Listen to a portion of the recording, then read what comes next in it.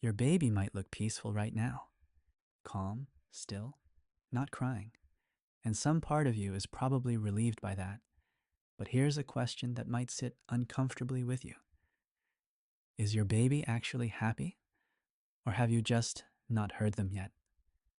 Because there is a version of a baby who is quiet because they feel safe, loved, and deeply connected.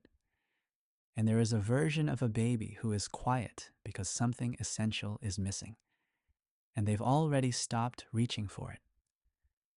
Most parents never know the difference, not because they're not trying, but because no one ever showed them what a baby's brain actually needs to feel genuinely happy. Not just calm, not just fed, not just occupied.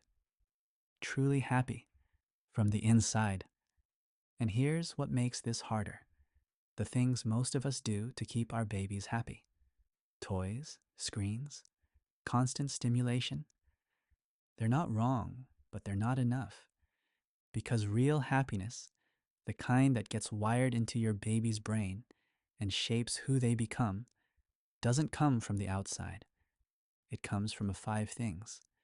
Five simple, daily, human things.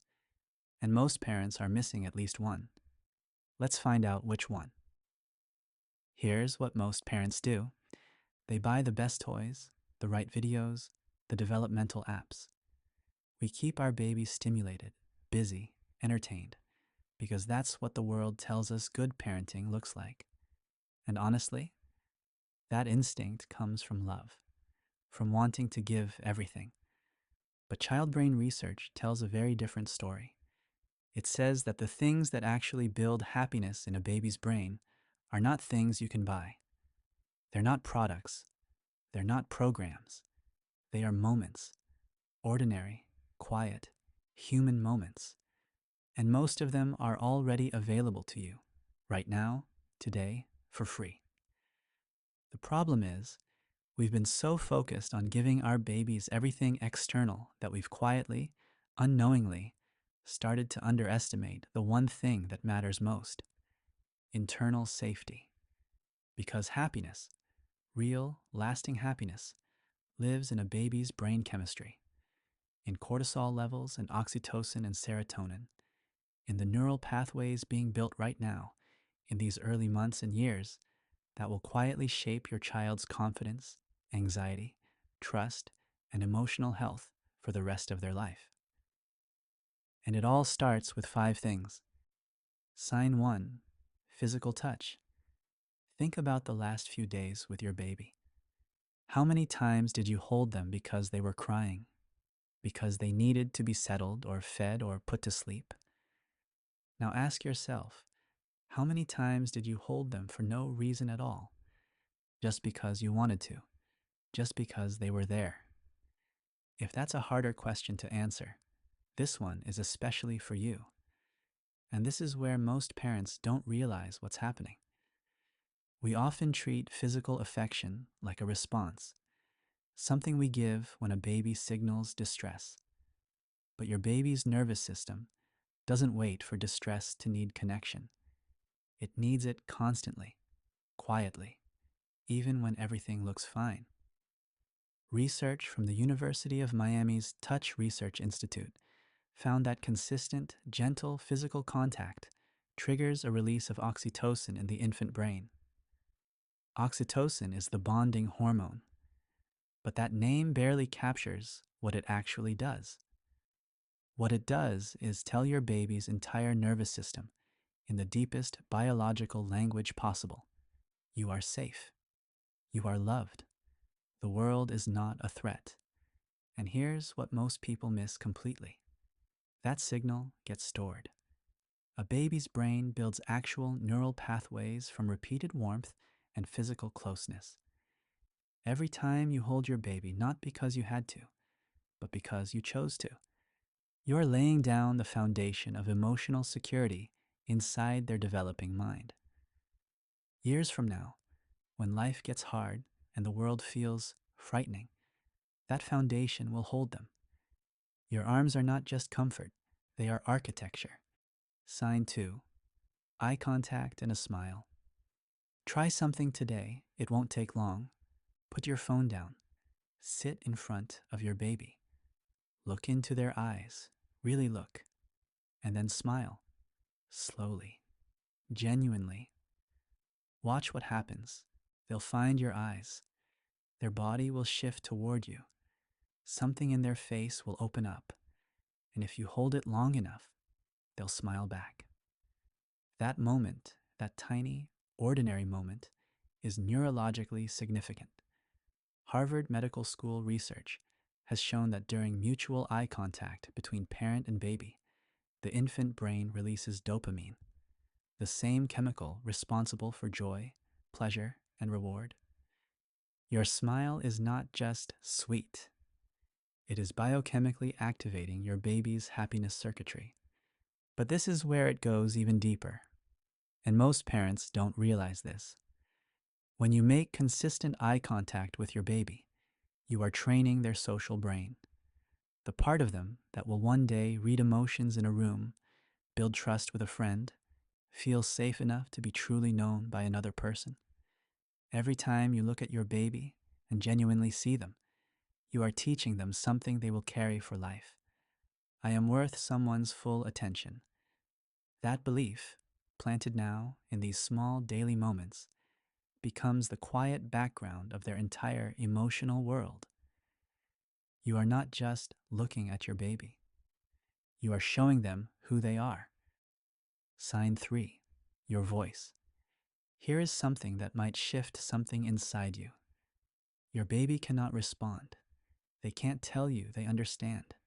They won't nod or give feedback, but they are listening to everything, every word, every tone, the softness in your voice when you say their name, the wonder in it when you describe something new, the way you talk to them like they matter, because they do. And they're not just hearing it, they are absorbing it.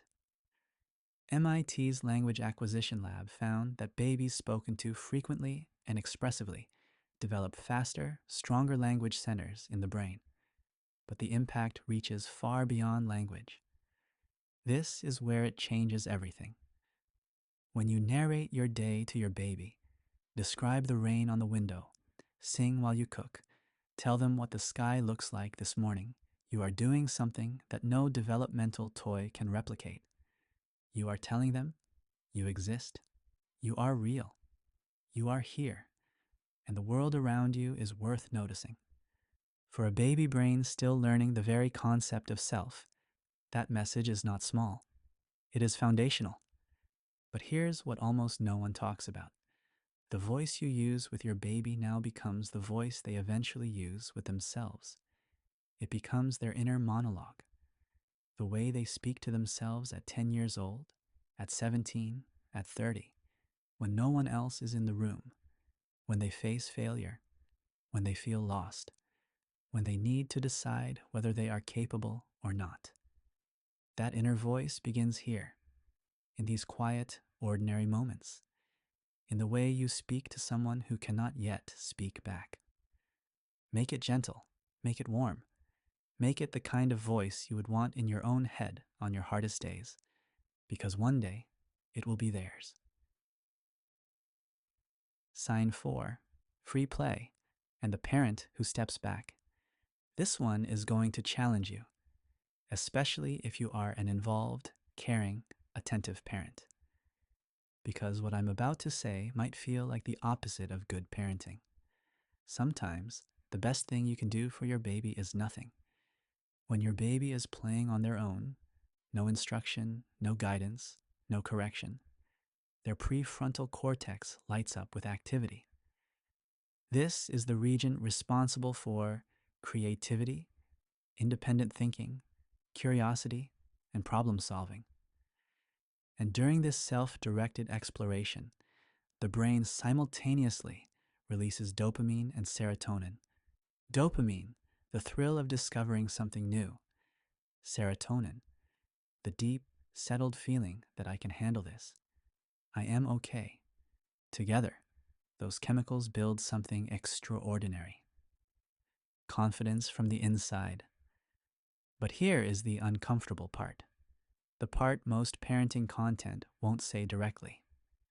When we overguide, when we constantly redirect, correct, show them the right way to play, fix what they're doing before they've had a chance to figure it out themselves, we interrupt that process. We send a signal, even without meaning to, even with the best intentions. You're not doing it right. You need me to fix it. You can't trust your own instincts.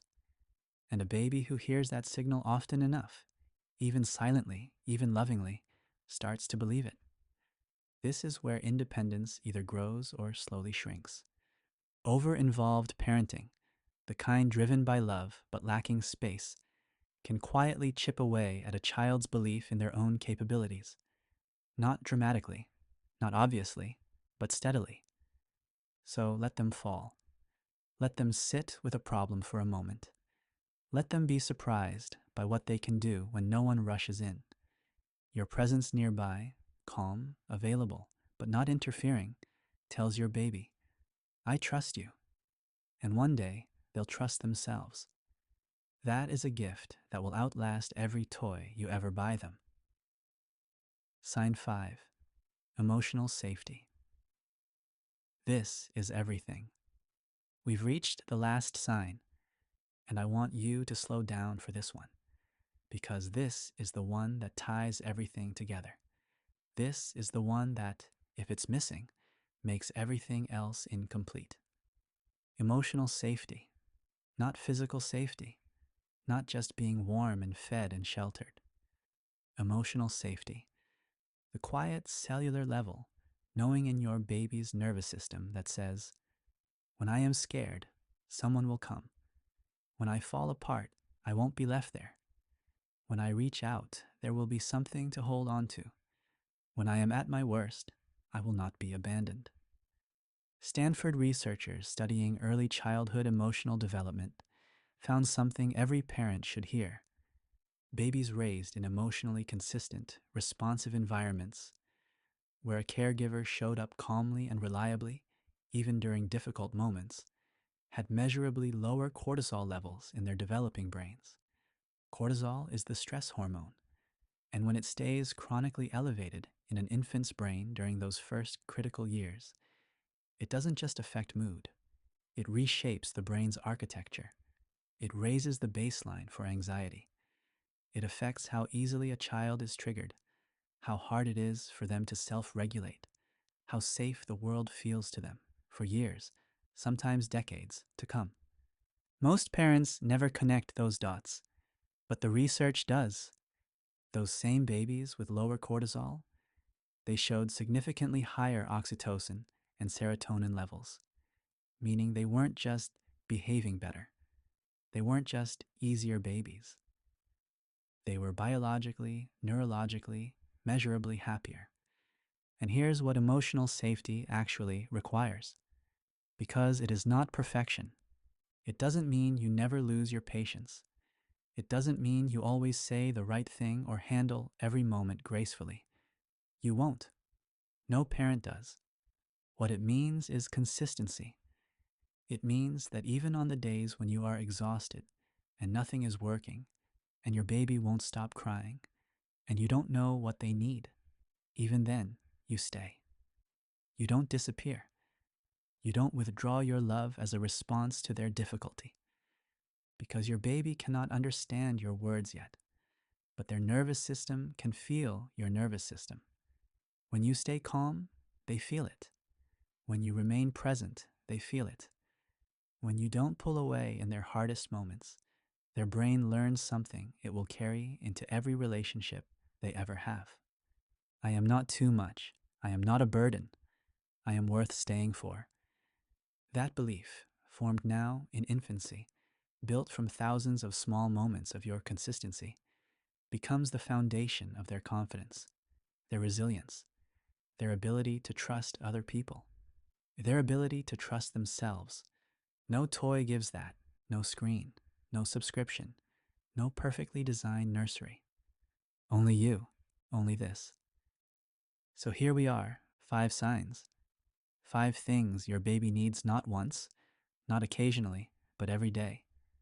Touch that is chosen, not just obligated, eyes that genuinely see them, a voice that says you matter before they can understand the words, space to discover who they are, and the steady, unwavering signal that they are safe, not just physically, but emotionally.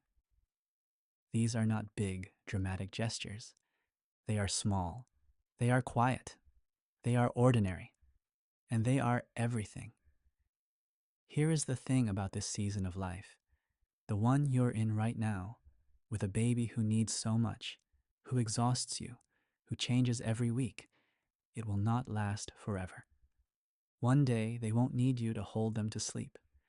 One day they won't reach for your hand when they're scared. One day they will walk into the world on their own, and you won't be there for most of it. But what you give them now, that goes with them. Every time you chose presence over distraction, every time you stayed when it was hard, every time you looked at them like they were the most important thing in the room, that stays, not as a memory they can describe, but as a feeling they carry, a quiet inner voice that says, I am loved, I am safe, I am enough. That is your real legacy as a parent, not the toys, not the milestones. Tell me in the comments, which of these 5 signs hit you the hardest today? And what's one thing you're going to do differently tomorrow?